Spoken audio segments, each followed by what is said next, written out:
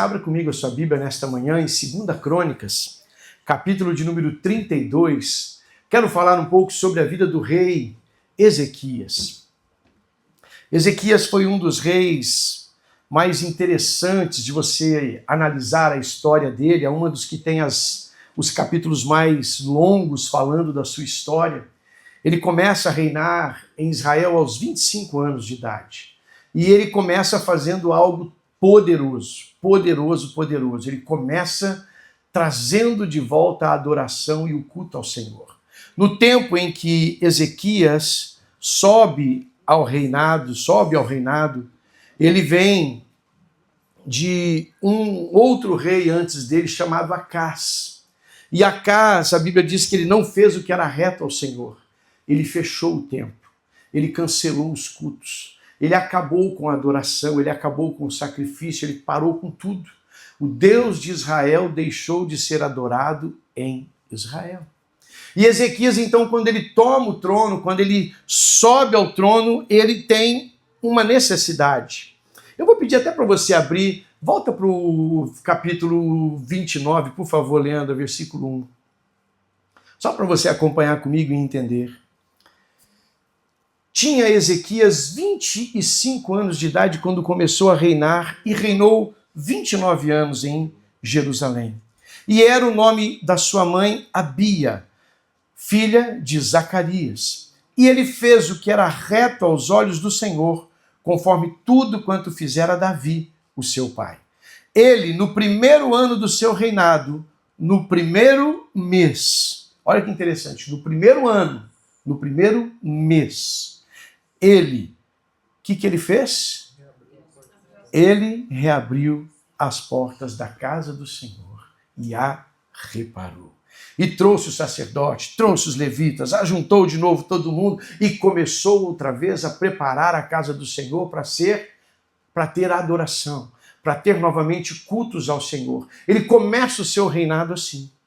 E muitas reformas ele vai fazer, eu não vou ler o capítulo todo, nós teríamos que ler a história dele toda, ela vai aí do capítulo 29 até o 32, então você vai ver muita coisa acontecendo na vida de Ezequias, mas ele começa dessa forma, tomando para si, no primeiro ano do seu reinado, já no primeiro mês, a primeira decisão que ele toma é de restaurar o culto ao Senhor, restaurar a casa do Senhor, restaurar a adoração do Senhor. E ele faz isso com muito empenho, com muita vontade. Ele começa a chamar as pessoas e entram no templo para limpar, porque diz a Bíblia que o templo estava cheio de entulho, que eles tinham jogado dentro do templo para que não houvesse mais adoração ali. Então ele começa a limpar o templo, ele começa a preparar tudo aquilo, ele começa a organizar toda a casa do Senhor, e ele tem um reinado maravilhoso, poderoso, tremendo. Mas lá no capítulo 32, agora sim, Leandra, por favor, eu dou trabalho para o pessoal da mídia, mas eles estão uma benção. A Leandra, quando eu chego, ela está fazendo assim, o coração dela já fica assim, porque eu falo, vai para cá agora, vai para lá, agora outro versículo. Aí eu dei já alguns versículos para ela, mas aí eu mudo alguma coisa, ela fica desesperada. Ela, pastor, o senhor não combinou essa parte comigo? Eu disse, então. Deus está no controle. Hoje ela já recebeu uma palavra, né? Meu amor e tal. Aí tá toda feliz, aleluia. Deus te abençoe, Rodrigo, porque você já inspirou nações, né? Aí a minha esposa também já me chamou de amor. Tá lindo o negócio, tá lindo. Você já chamou a sua esposa de amor hoje, querido? Se eu fosse você, Santo Barão, não perdia a chance, não. Virava para ela e falava assim, meu amor da minha vida. Falou ou não falou? Falou ou não falou? Vai, você não fala não para ver. Sei que não fala não. E agora no capítulo 32 acontece algo terrível. E eu quero que você leia comigo. Depois destas coisas e dessa fidelidade, olha como a Bíblia marca. Depois destas coisas, ou seja, tudo que ele fez, depois de toda a fidelidade que ele teve, veio Senaqueribe, o rei da Assíria, e entrou em Judá e acampou-se contra as cidades fortes e intentou tomá-las para si.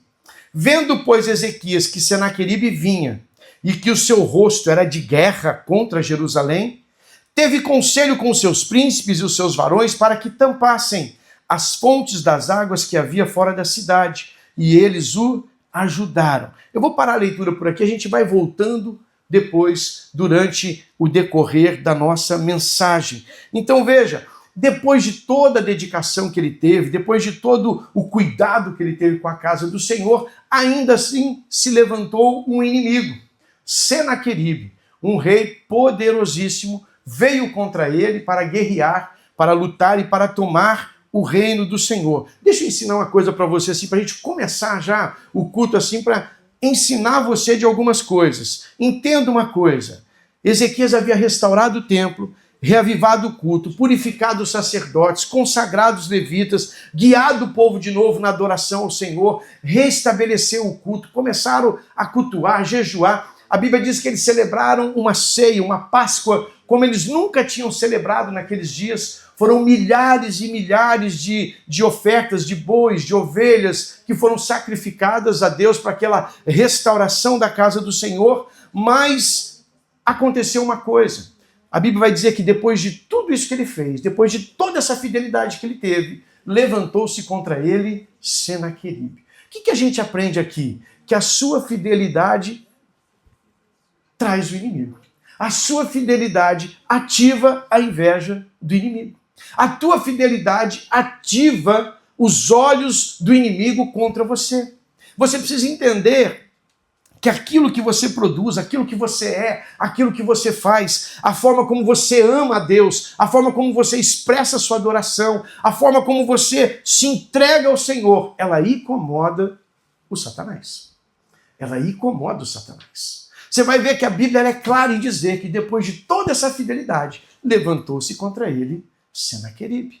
Isso me ensina, querido, que o fato de eu servir ao Senhor, andar com o Senhor, me alegrar na presença do Senhor, não me livra de ter lutas e dificuldades. Nós não estamos livres das lutas. Pelo contrário, o fato da nossa fé, da nossa fidelidade, do nosso amor ao Senhor, isso incita o nosso inimigo contra nós. Porque quando você não servia a Deus, quando você não se importava com Deus, quando você andava na roda daqueles que faziam piadinha de Deus, você não sofria. O inimigo não se levantava contra você. Por quê, pastor? Porque você já estava do lado dele. Você fazia parte do exército dele. Ele não guerreia contra ele mesmo.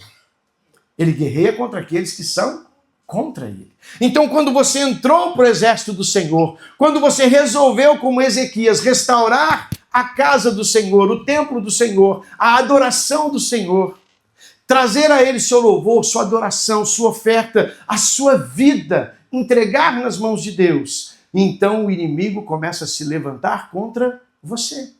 Pastor, se eu soubesse, então não tinha virado crente. Parece que ser crente é mais difícil. É mais difícil. Como diz a palavra do Senhor, esse caminho ele é estreito. Ele é estreito, a porta é bem pequena, mas tem algo bom nisso. A porta ainda está aberta. Porque um dia o caminho além de estreito e a porta além de pequena, ela vai se fechar. Ela vai se fechar. Então, nós estamos andando por esse caminho estreito, nós estamos andando em direção a uma porta estreita, mas nós olhamos e vemos que há uma luz no fim do túnel, porque a porta está aberta. Então, independente das lutas e tribulações, não pare. Continue caminhando, porque o caminho está estreito, mas a porta ainda está aberta. E depois da porta, tem alguém ali de pé, do lado dela, esperando você entrar para dizer assim: seja bem-vindo, amado do meu Pai. Entra para o descanso do teu Senhor.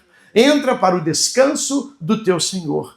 Pastor, mas descanso é só no céu? Só no céu. Aqui, Jesus deixou bem claro para todos nós: no mundo tereis... Vocês foram avisados. Vocês foram avisados. No mundo tereis aflições. Mas, ele disse, tem de bom ânimo, porque eu venci o mundo. Então fica tranquilo, o nosso Senhor, ele já venceu as nossas guerras, ele já venceu as nossas batalhas. O que nós temos que fazer agora é permanecer fiel, como Ezequias foi. Restaure o templo, restaure o seu coração. Talvez você chegou aqui hoje nessa manhã precisando restaurar a adoração no templo do Senhor. O templo do Senhor é você. Você é o templo do Senhor, onde ele quer ser adorado. Não é nesse lugar aqui só que ele quer ser adorado. Ele quer ser adorado na sua vida, na sua casa, lá no seu dia a dia, no lugar de trabalho, na hora que você está indo, dirigindo para o trabalho, na hora que você está voltando para casa, na hora que você está indo para o supermercado. Quem gosta de ir no supermercado? Olha lá. Olha aí. Olha aí. Eu ouço isso muitas vezes. Nossa, eu não gosto de ir no supermercado. Não faz isso, querido. Você está indo porque você pode. Você tem condições, você tem saúde, você trabalhou, você recebeu, você criou riqueza, você vai lá agora e vai gastar daquilo que Deus tem colocado nas suas mãos. Ah, pastor, mas dá um trabalho. Irmão, trabalho tinha nossos avós que tinham que sair caçando. Nossos bisavôs, que era no arco e flecha, na pedrada para matar um mamute. Eles tinham trabalho. O seu é fácil, pega uma cestinha, um carrinho, passa na prateleira, pega, põe. Misericórdia, Jesus! Deus quer que você restaure a adoração no templo dele. A Bíblia nos diz que, 2 Coríntios capítulo 3, no versículo 16, vai dizer o seguinte: não sabeis vós que sois templo do Espírito Santo e que o Espírito Santo de Deus habita em vós? Então nós somos o templo e esse templo precisa ser restaurado todos os dias. Ele precisa ser restaurado, trazer de volta a adoração. O que leva Ezequias a viver uma vida de vitória foi a forma como ele viveu a sua vida, a forma como ele entendeu a importância de ter Deus acima de todas as coisas. Hoje nós batemos muito nessa tecla. Nós viemos falando já há alguns dias sobre a adoração.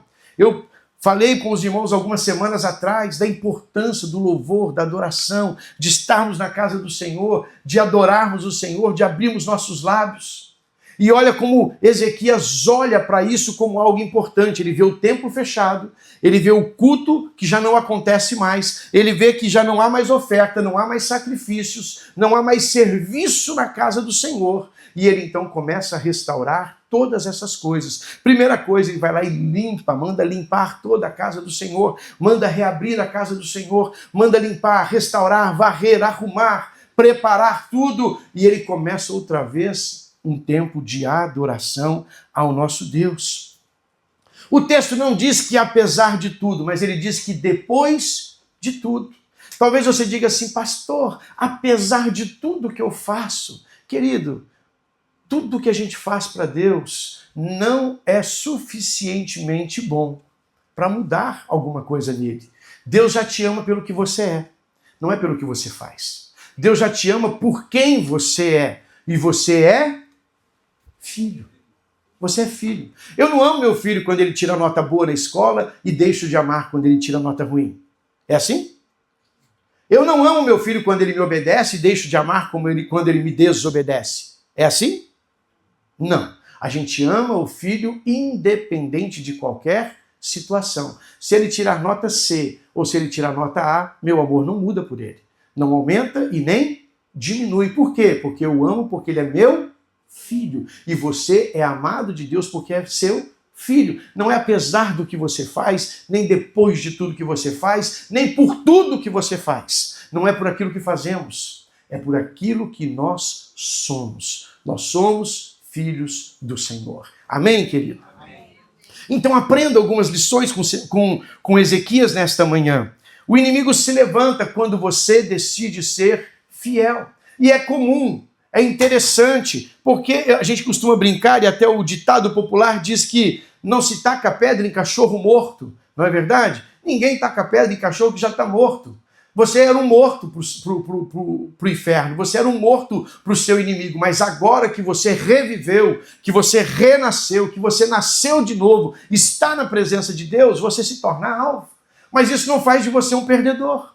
Pastor, se eu soubesse, então não tinha me convertido. Querido, não troque a sua salvação por um tempo de sossego nessa terra. Não troque a sua eternidade na presença de Deus por um tempo de sossego nessa terra. Parecia que a minha vida era melhor quando eu não conhecia Jesus. Parece que eu não tinha certas lutas, certos problemas, certas dificuldades. Mas é verdade também que eu não tinha esperança, não tinha fé, não tinha amor, não tinha paz, não tinha tranquilidade, não tinha a certeza que eu tenho hoje de que eu terei uma salvação e uma vida eterna. Então não troque aquilo que é terreno por aquilo que é eterno. Amém? Você pode não entender o porquê, mas depois de tanta oração, fidelidade, a luta vem, a luta chega, as coisas acontecem, mas entenda e acredite, Deus não te abandonou. O fato de você ver lutas e tribulações não quer dizer que Deus nos abandonou. Não quer dizer que o Senhor te deixou de lado. Pastor, a minha vida está uma bagunça, meu casamento está... Não quer dizer que Deus te abandonou, querido. É só uma questão de vocês se entenderem. Colocarem em prática aquilo que Deus ensinou vocês. Amem uns aos outros como vocês amam a si mesmo. Se você amar a sua esposa como você ama a si mesmo, você não vai ter tanta luta com ela assim. E assim também a mulher com o marido. É só uma questão de organizar a situação. Isso não coloca em Deus essas lutas e dificuldades, porque não pertence a Ele, pertence a nós, que vivemos aqui no dia a dia. Por que um irmão se desentende com outro irmão de repente? Por quê? Porque faltou amor. Porque faltou compreensão. Porque faltou o quê? Misericórdia. Não é? Eu uso muito esse exemplo e vou falar de novo.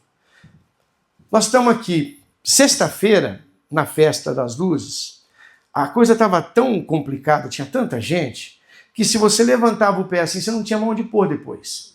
Sabe, você tinha que andar arrastando o pé assim para caçar um lugar para você andar. Eu tentei sair de lá do fundo e vim aqui em cima, que eu levei quase meia hora para chegar aqui. Tanta criança que tinha sentado pelo chão, para lá, para cá. Foi um desafio. Foi um desafio.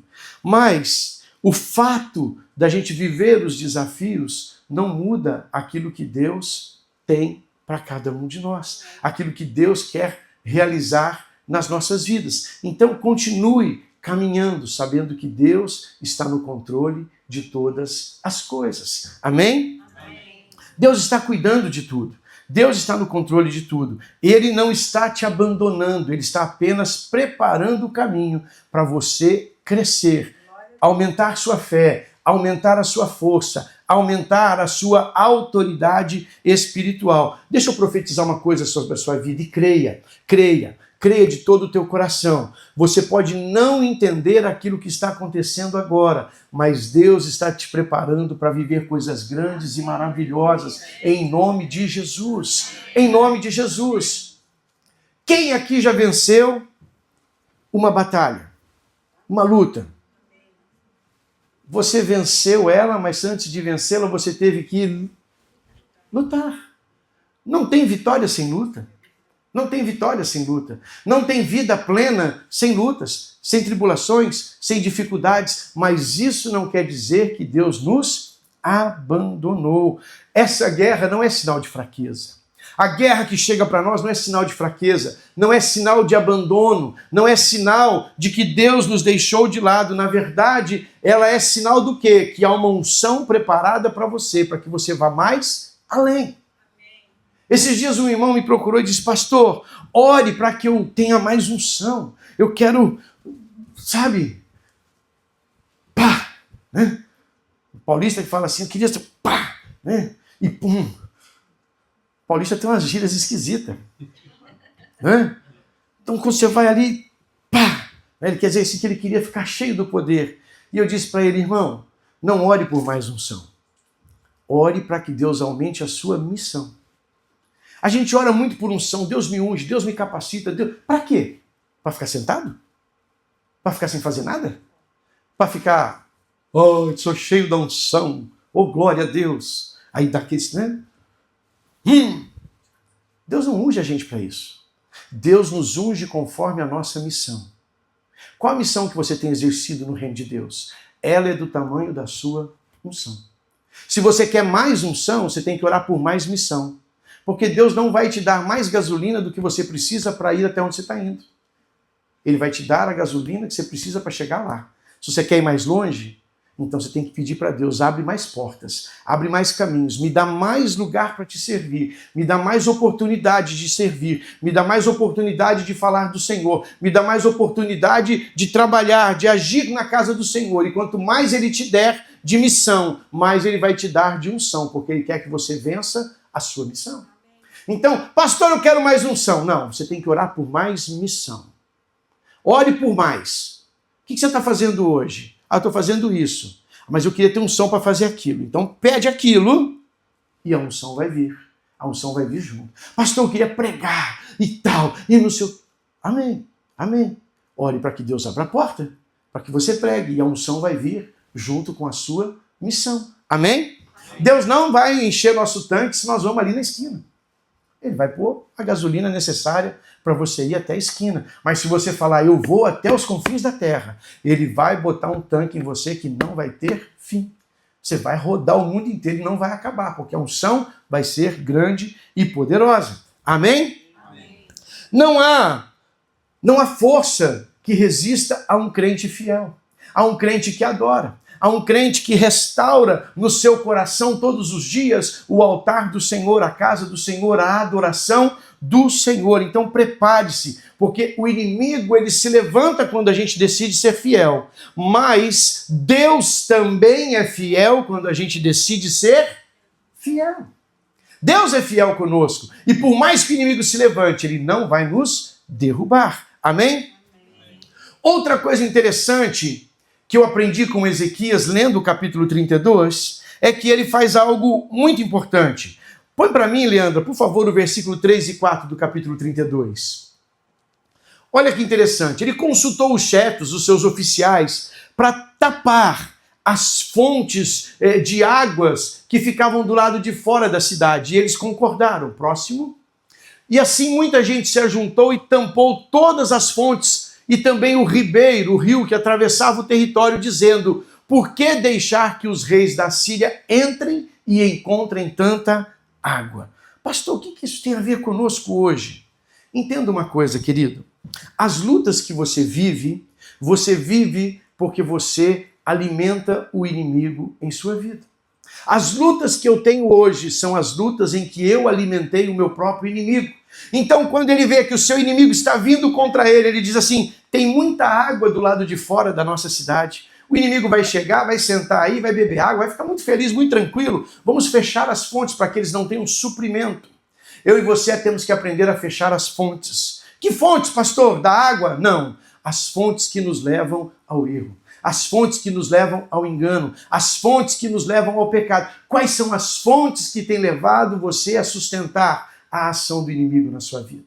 Eu tenho que tirar a alimentação do meu inimigo. Eu tenho que tirar aquilo que fortalece o meu inimigo. O que é que tem tirado você da presença de Deus? É isso que tem fortalecido o ataque do seu inimigo. O que tem tirado você da presença de Deus? É o desejo de ganhar a vida? É o desejo de usar uma droga? É o desejo de não sair do Instagram o dia inteiro, sei lá, ficar o dia inteiro... Eu não sei quais são as fontes que o seu inimigo tem se alimentado, mas você precisa cortar essas fontes. Você precisa tampar estas fontes. Então, para que eu possa vencer o meu inimigo, a primeira coisa que eu tenho que fazer é tirar dele o quê? Aquilo que lhe fortalece. Como o inimigo tem se fortalecido na sua vida? Através de brigas, discussões, palavrões? Qual o clima que você conduz a sua casa? Qual o clima que você conduz o teu ambiente de trabalho? Pastor, o ambiente de trabalho lá da minha empresa está uma confusão. Mas por quê? Um xinga o outro, outro xinga um, e aí fica aquela bagunça toda. Quem está sustentando isso? Alguém tem que fechar essa fonte.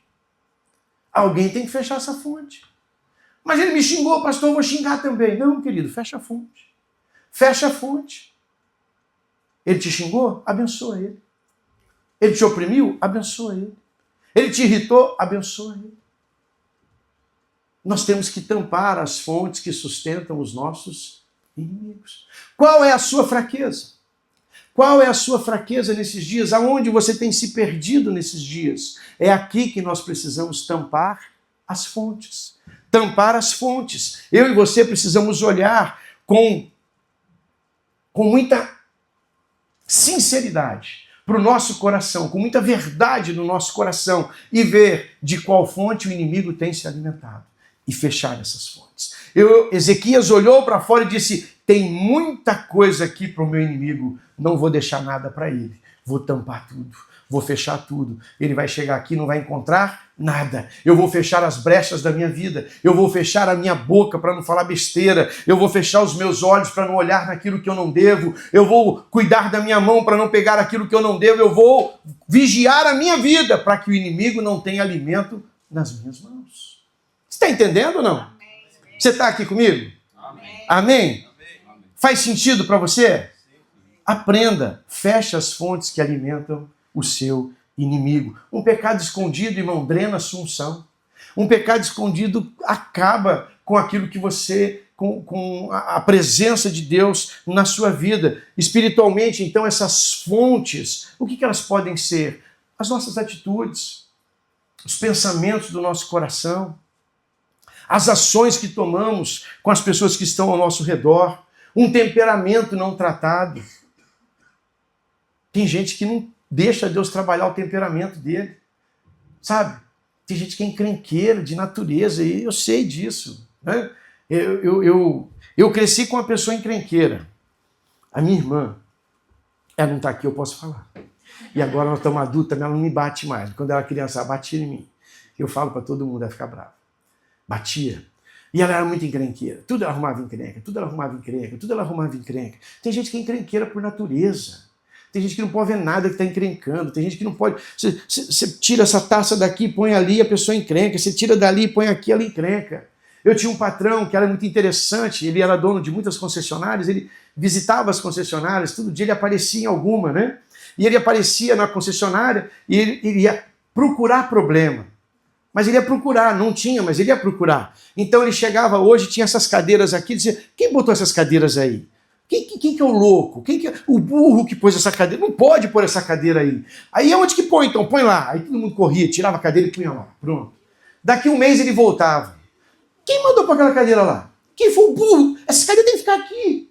Quer dizer, ele só queria causar encrenca, ele só queria criar problema. E tira o vaso daqui, põe para lá, tira o vaso dali, põe aqui, e muda a recepção, vira para cá, vira para lá. Não para os carros assim no estacionamento, para de assim. Depois, quando ele voltava, ele mandava parar. Ele só queria encrenca. Tem gente que é encrenqueira de natureza. Você precisa mudar seu temperamento. Você precisa mudar o seu jeito de viver. Isso aí é uma fonte aberta para o inimigo usar a sua vida, para você brigar com as pessoas, para você lutar com as pessoas desnecessariamente. Deus não nos chamou para sermos a pessoa que nós éramos antes de conhecê-lo. Quando Deus me conheceu, Ele mudou a minha vida. Ele mudou a minha vida, então deixa Deus mudar a sua vida. Deixa Deus trabalhar no seu coração. Mas pastor, eu não aguento, meu pavio é curto, querido. Eu já vi Deus alongar o pavio de muita gente. Eu já vi Deus alongar o pavio de muita gente. Então deixa Deus alongar seu pavio. Ore e diga, Senhor, me ajuda a ter mais paciência. Me ajuda a ser mais paciente. Me ajuda a ser mais tranquilo. Me ajuda a ser menos crítico. Feche as fontes, querido. Feche as fontes do teu inimigo. Amém? Amém? O inimigo só tem poder onde tem brecha.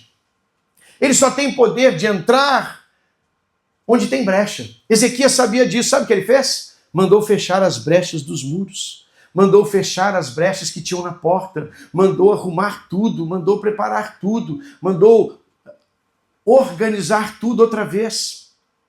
Tem muita gente aqui que está com a porta aberta. A porta aberta para o inimigo, parece que não tem mais tranca. Parece que não tem mais tranca para o pecado, não tem mais tranca para o inimigo, não tem mais tranca, você não consegue deixar ele do lado de fora. Você tira ele do lado de fora hoje, esse domingo aqui, vem aqui, aleluia, glória a Deus, e tal, vai embora tudo cheio da presença, chega segunda-feira, você abre a porta para ele de novo.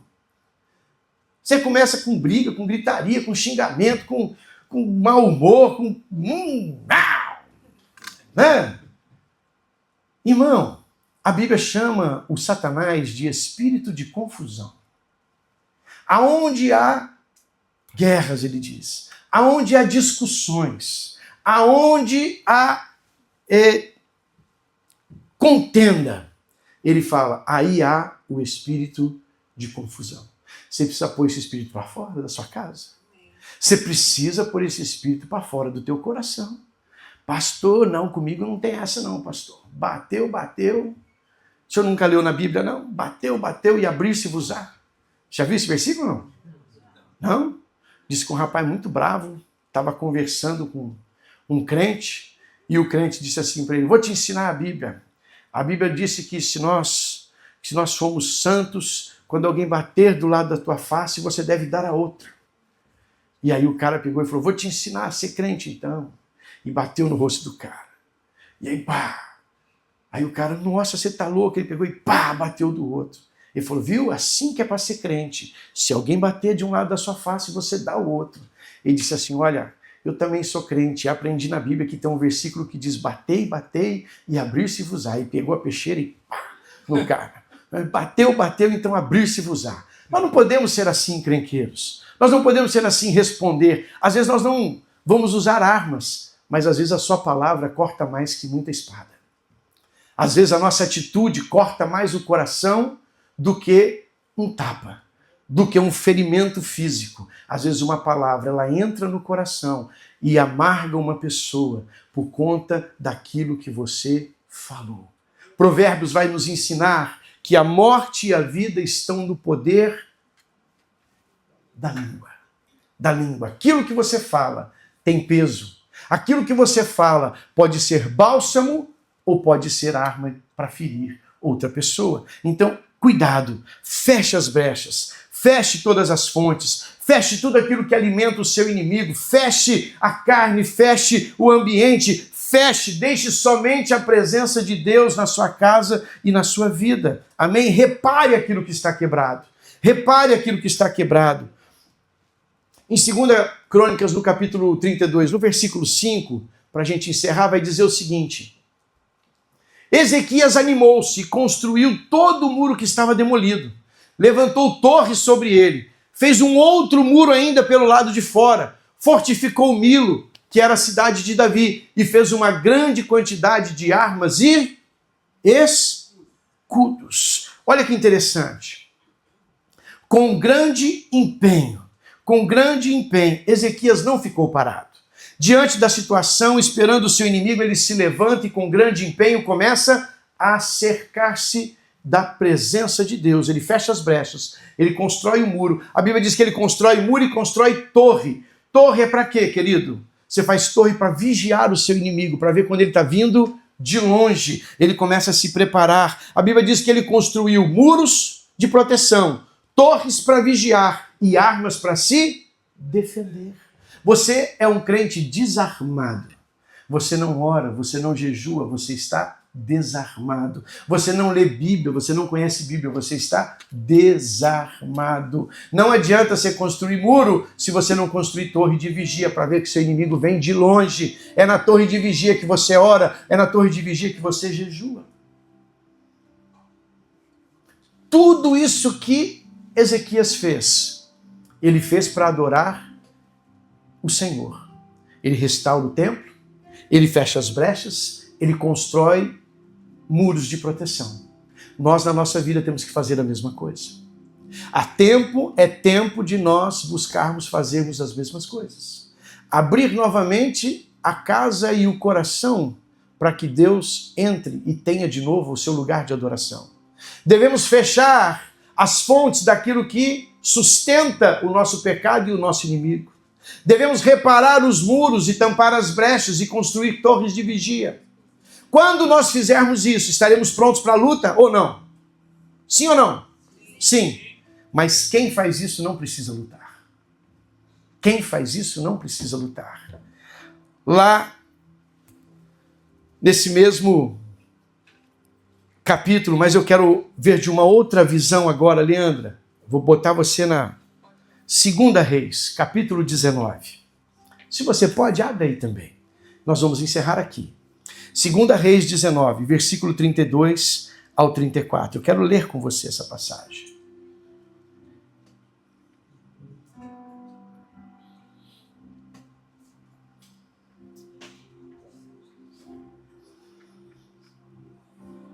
Amém? Chegou o momento em que o exército cerca a cidade. Ele realmente veio contra Jerusalém. Ezequias já havia tampado as fontes, já havia reparado os muros, já havia aberto a casa de Deus para adoração, mas mesmo assim o inimigo veio, se levantou e veio contra ele. Só que aconteceu algo interessante. Aconteceu algo muito, muito, muito interessante. Você vai ver que desse momento em diante, Deus começa a entrar na história. Aí Deus começa a agir na história. Aí Deus começa a colocar as mãos na história. Aí Deus começa a entrar na situação e mudar aquilo que estava sendo preparado. E olha o que Deus responde para Ezequias quando ele busca o Senhor e diz: Senhor, há um povo me cercando. Há um povo achegando contra mim. Ele diz assim: portanto, assim diz o Senhor acerca do rei da Síria. Ele não vai entrar nesta cidade, nem vai lançar flecha nenhuma contra ela. Não a enfrentará com escudos, nem construirá morros para a atacar. Aquele tempo fazia-se muralhas. Para poder passar a muralha, as pessoas iam jogando coisas em volta da muralha até que elas pudessem subir e passar por outro lado.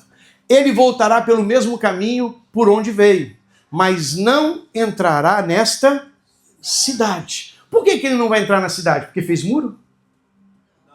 Por que ele não vai entrar na cidade? Porque ele tampou as fontes? Não.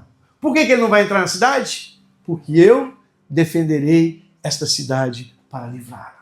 Por amor de mim, diz o Senhor, e por amor do meu servo Davi. Amém. Querido, vamos ficar de pé todos nós. É tempo de livramento do Senhor. O inimigo se levanta, sim. O inimigo vem contra nós, sim. Nós temos que tampar as fontes e não dar alimento a ele. Nós temos que reparar os muros e preparar tudo. Mas, quando nós fazemos tudo isso, quando nós voltamos à casa do Senhor, à presença do Senhor, quando nós reparamos os muros, quando nós fechamos as fontes que alimentam o inimigo, Deus se levanta ao nosso favor. Deus se levanta em nosso socorro. E ele declara para o inimigo, eu não vou ler agora, não dá tempo, mas esse inimigo afrontou a Deus e ao povo de Jerusalém, dizendo, olha, vocês vão ficar aí dentro, nós vamos entrar, nós vamos quebrar tudo, nós vamos arrebentar tudo, nós vamos tomar teu reino, vamos tomar tuas mulheres, teus filhos, tuas filhas, vocês vão morrer de fome, porque nós vamos cercar essa cidade, ninguém vai sair, vai todo mundo morrer. E aí diz Deus o seguinte, não vai acontecer nada disso. Você não vai entrar nessa cidade, você não vai lançar uma seta contra ela, você não vai botar um cavalo aqui na presença, na minha cidade, porque eu a protegerei. Querido, pense, lembre-se, você está guardado pelo Deus dos exércitos. Pelo Deus dos exércitos você está guardado. E sabe o que aconteceu no final? Deus enviou um anjo sobre o exército da Síria. E a Bíblia diz que esse anjo passou pelo meio do arraial e 185 mil homens caíram naquele dia. Caíram naquele dia 185 mil homens. Um anjo. Por quê? Porque Ezequias restaurou a adoração do Senhor.